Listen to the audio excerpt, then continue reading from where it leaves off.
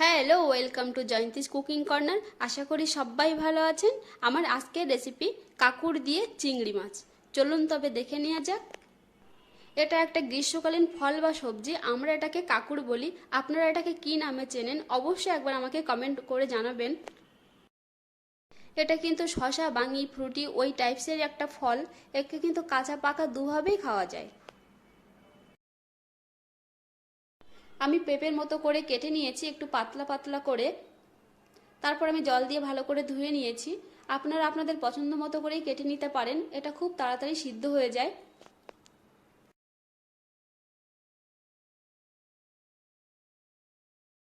এই সবজিটা কিন্তু চিংড়ি মাছ কিংবা কাঁকড়া দিয়ে করলে বেশি ভালো লাগে। আমি তার জন্য কিছু চিংড়ি মাছ খোসা ছাড়িয়ে নিয়েছি। এবার নুন হলুদ মেখে নেব।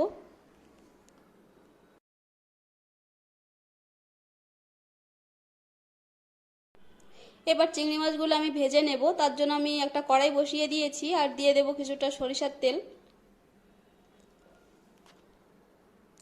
তেলটা গরম হয়ে গেলে আমি দিয়ে দেব চিংড়ি মাছগুলো। চিংড়ি মাছগুলো দিয়ে খুব বেশি আমি ভাজবো না।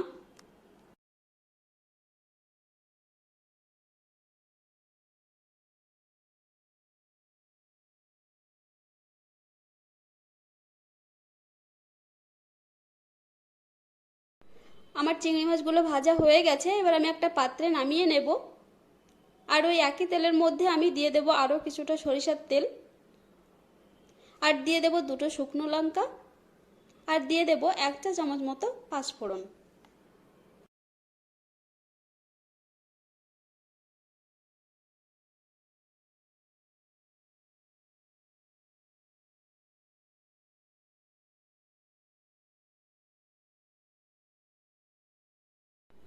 যখন দেখবেন পাঁচফোড়ন থেকে খুব সুন্দর একটা গন্ধ বেরোচ্ছে, তখন দিয়ে দিতে হবে কেটে রাখা কাঁকড়গুলো।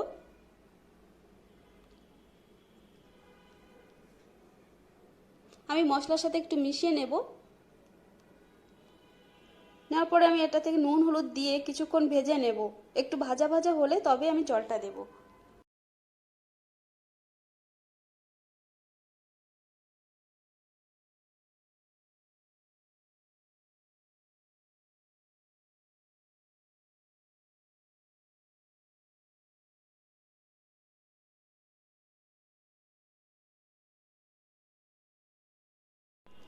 অনেকটা কিন্তু ভাজা ভাজা হয়ে গেছে। এবার আমি দিয়ে দেব কিছুটা গরম জল।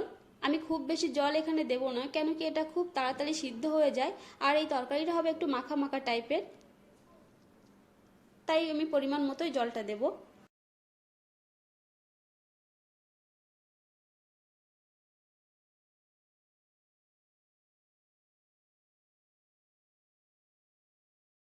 এবার আমি 10 মিনিট ঢাকা দিয়ে রান্না করে নেব। আর এই সময় অবশ্যই গ্যাসের ফ্লেমটা মিডিয়াম টু হাইতে রাখতে হবে। ফিরে এলাম 10 মিনিট পর।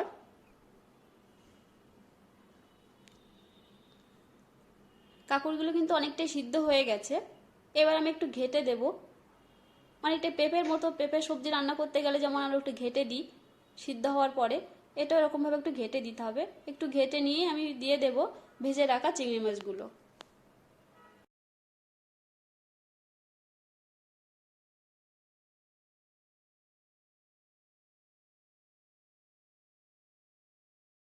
আমি আবারও 5 মিনিটের জন্য ঢাকা দিয়ে রান্না করে নেব। আর এই সময় অবশ্যই গ্যাসের ফ্লেমটা মিডিয়ামে রাখতে হবে। ফিরে এলাম 5 মিনিট পর। এই সময় একবার অবশ্যই ঢাকনা করে চেক করে দেখতে হবে যে নুন ঝাল সব ঠিক আছে কিনা। এবার আমি এখানে দিয়ে দেব 1/2 চা চামচ মতো ভাজা জিরে গুঁড়ো, আর 1/2 চা চামচ মতো ভাজা গোলমরিচ গুঁড়ো, আর দিয়ে দেব স্বাদ মতো চিনি। এবার এগুলোকে আমি ভালো করে একটু মিশিয়ে নেব, নিয়ে আমি আরও 2 মিনিট রান্না করে নেব এভাবে।